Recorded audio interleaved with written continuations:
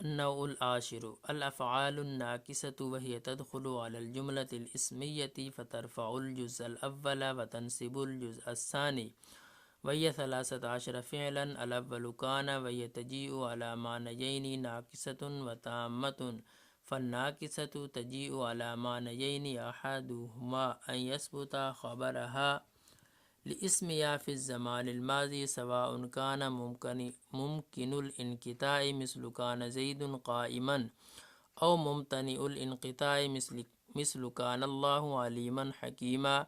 وثانيهما أن يكون بمعنى صار مثل كان الفقير غنيا، والتامة تتم بفاعلها مثل كان زيد أي ثبت زيد. والثاني صار وهي للانتقال مثل صار زيد غنيا.